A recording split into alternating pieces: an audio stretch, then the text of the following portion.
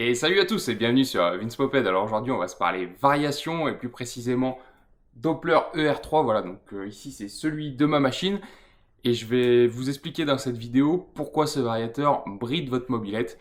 Tout du moins sur 103 SP, c'est peut-être pas forcément le cas sur d'autres machines. Mais on va voir ça tout de suite en détail juste après. Pourquoi cette vidéo? Parce que je me suis rendu compte que j'exploitais pas en fait la pleine plage de variation. Vous aviez vu dans une précédente vidéo que j'avais essayé de tourner avec une courroie plus grande pour exploiter au maximum tout ça.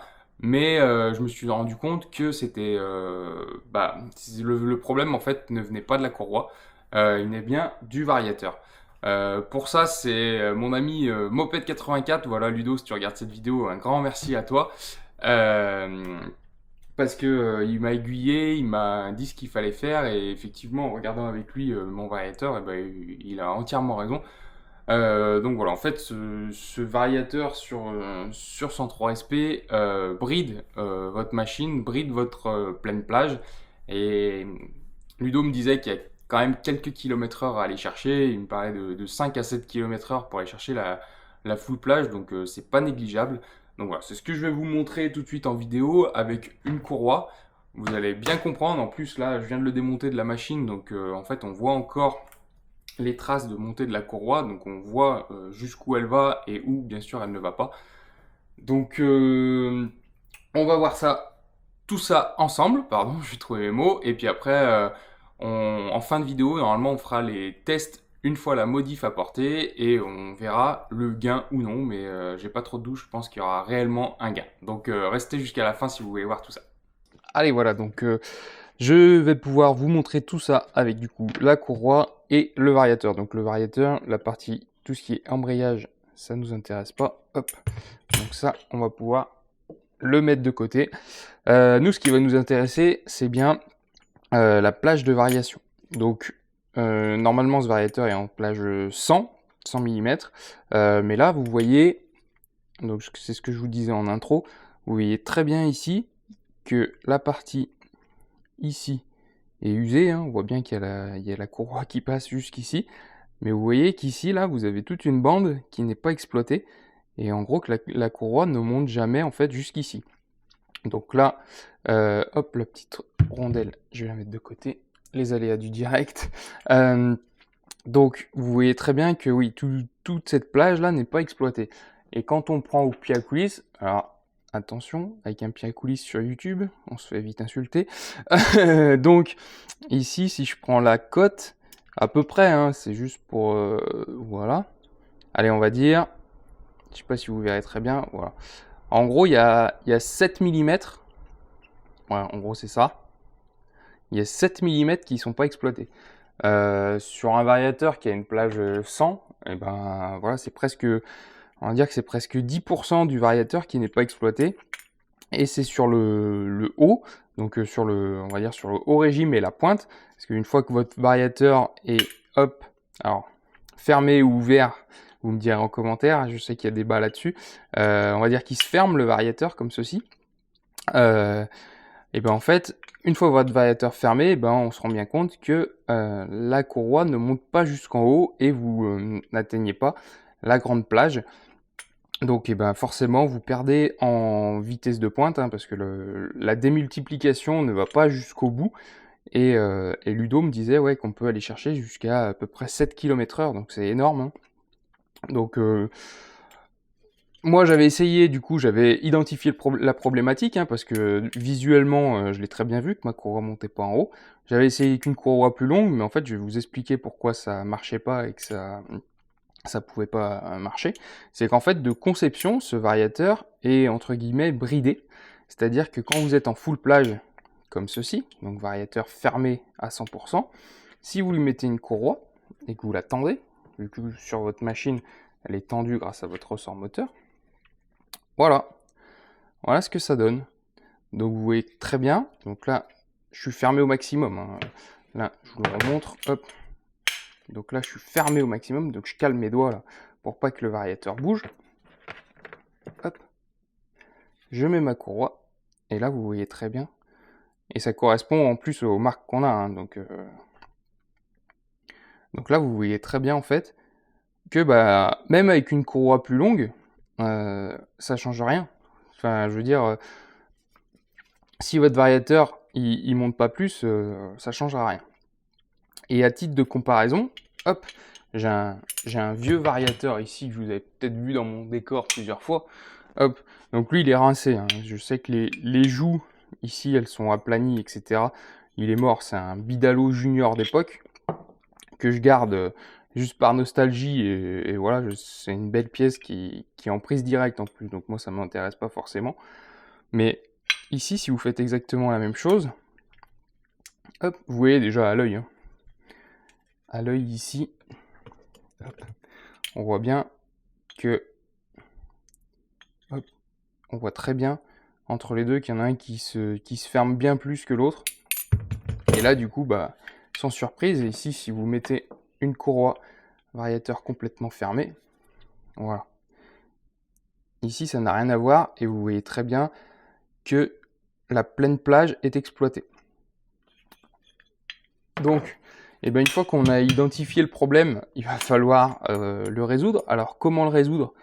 Alors, c'est pas moi directement, hein, je vais aller voir mon usineur parce que moi, je ne sais pas le faire et je préfère confier ça à un professionnel. En fait, il va suffire de raboter un petit peu les joues ici, enlever un petit peu de matière pour que la joue mobile, en fait, avance un petit peu plus et se rapproche de la joue fixe. Alors la joue fixe, je ne l'ai pas précisé, mais la joue fixe, elle est de la taille de l'embrayage, donc elle est beaucoup plus grande. Ici, vous voyez qu'il y a des traces. Ici, on n'ira pas chercher la full plage de ça, hein, parce que ça, c'est vraiment le diamètre de l'embrayage, et on n'ira clairement pas jusque là, mais on ira chercher la full plage de la joue mobile. Donc ce qu'il faut faire en fait, c'est grignoter un petit peu, donc ce que me disait Ludo, plus grignoter sur la joue mobile, parce que sur la joue fixe, vous avez un pas de vis, donc voilà, faut pas l'endommager, il faut que le variateur puisse rester fonctionnel, on est bien d'accord.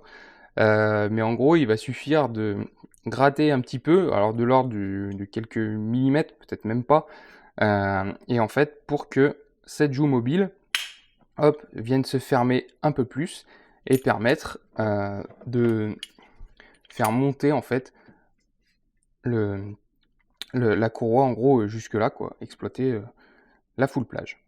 Voilà. Et ben écoute, j'essaierai de écouter, pardon, ça fait plusieurs fois que je fais cette BU. Moi, je vais vous faire quelques images chez mon usineur. Voilà, en vous montrant que la courroie après passe normalement, ça devrait le faire. Et puis ce que je vous propose, c'est par la suite refaire un essai routier et voir le gain, mais normalement il y aura un gain. C'est en tout cas, en toute logique, il y aura un gain. Voilà, et bah écoutez, ce que je vous propose, c'est qu'on se retrouve chez mon usineur avec ce vario là autour, et après on le remonte sur la machine et on fait des tests, et normalement il y aura un gain. Restez bien jusqu'au bout.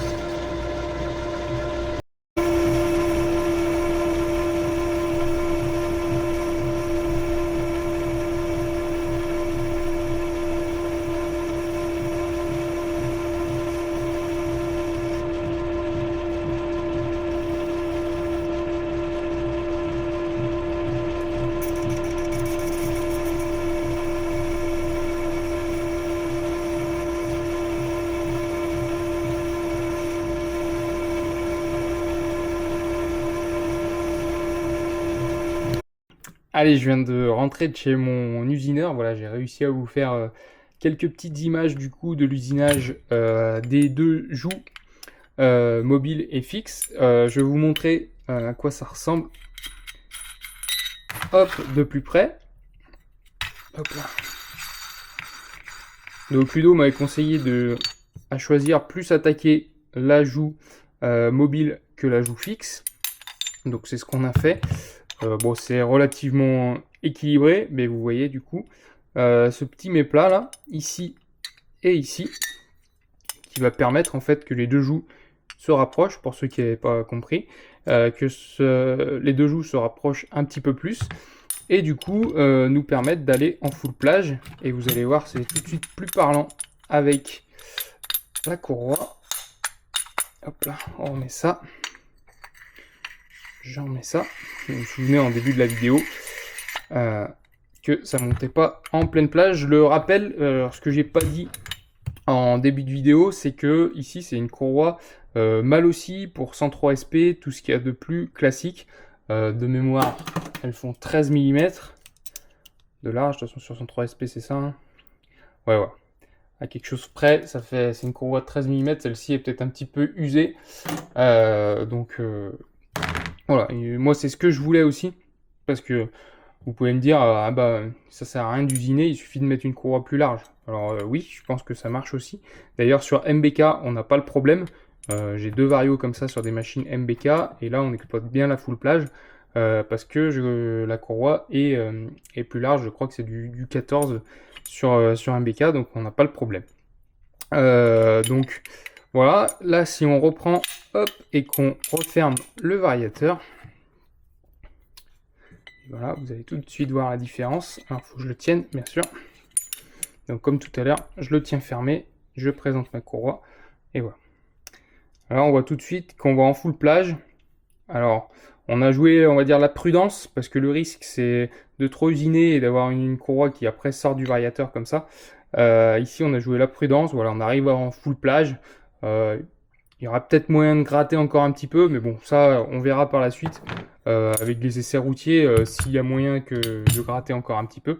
Mais voilà. Donc là, dans la suite de la vidéo, c'est que moi je vais remonter tout ça hors caméra, et puis après on essayera après, et on verra ce qu'on a gagné en pointe. Normalement, on aura gagné quelques kilomètres/heure. Allez, comme vous pouvez le voir, tout est remonté et la machine tourne. Je vais aller faire un essai, voir ce que ça donne. Je vous dirai si c'est plutôt concluant ou pas. Là j'en profite, on est le soir, il fait un petit peu moins chaud. Voilà, par ces temps de canicule, on profite du soir ou du matin pour aller rouler, parce que sinon c'est clairement intenable. Et vous voyez, le vario est remonté. Il n'y a pas de souci, on va voir si on peut exploiter la pleine plage.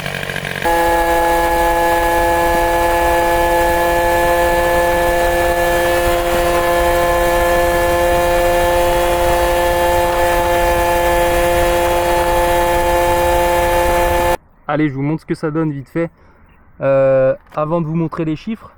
Mais là, on voit bien que la plage est mieux exploitée. Donc je pense qu'il y aura peut-être quand même un petit réglage vario à faire, parce que ça se comporte un petit peu différemment. Mais on voit bien que la pleine plage est exploitée maintenant.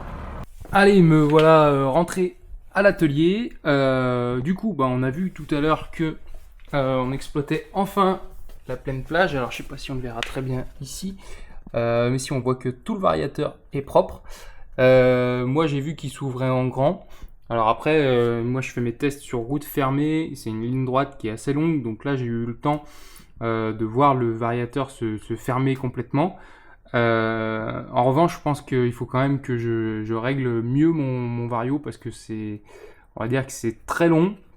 Je pense qu'on peut faire mieux, quoi. Il y a moyen d'optimiser encore un petit peu tout ça.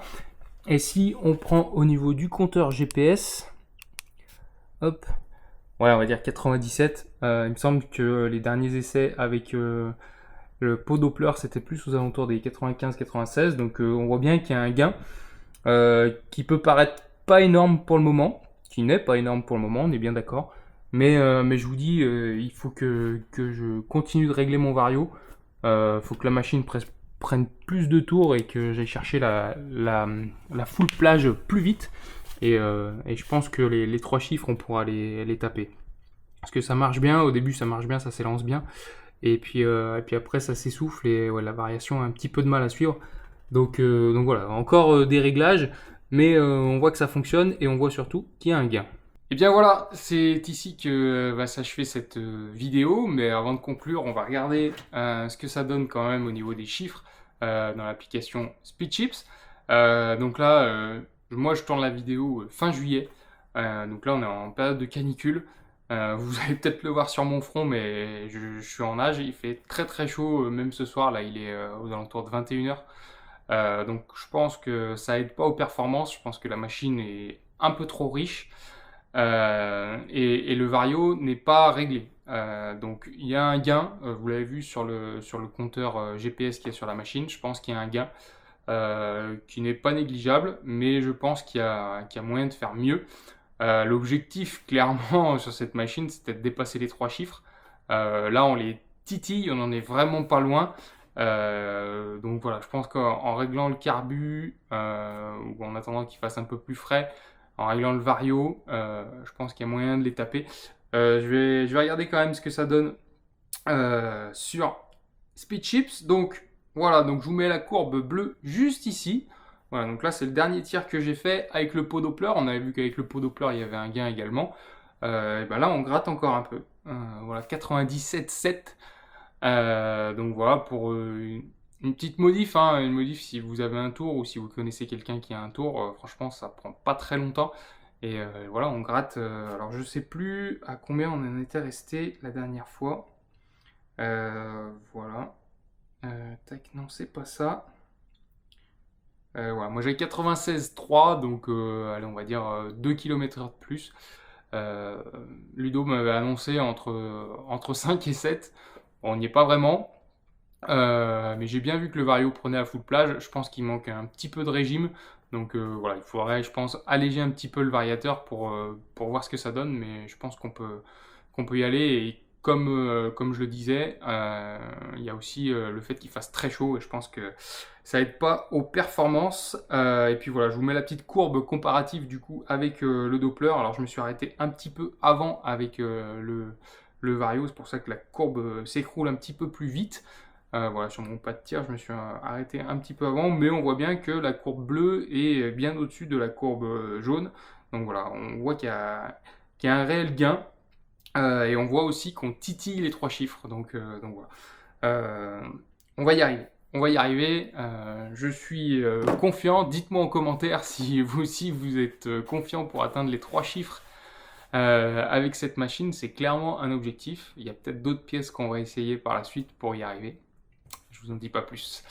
Je vous en dis pas plus. Par contre, je dis un grand merci à Ludo. Ludo de la chaîne YouTube Moped84. Voilà, je vous mets le lien de sa chaîne en description. Il avait fait une vidéo également sur le sujet, sur ce Vario Doppler R3 pour 103. Donc voilà, je vous mets tout ça en description si vous voulez checker et lui donner de la force en vous abonnant à sa chaîne. Et ben allez-y parce que Ludo c'est vraiment un bon gars et il connaît vraiment bien son sujet. Donc voilà, surtout, n'hésitez pas. Je pense que vous êtes beaucoup à déjà le connaître, mais voilà, il mérite d'être connu, cet homme-là. Bref, c'est ici que va s'achever cette vidéo pour de vrai. Moi, je vais aller prendre une bonne douche parce que là, je vous dis, je suis en nage.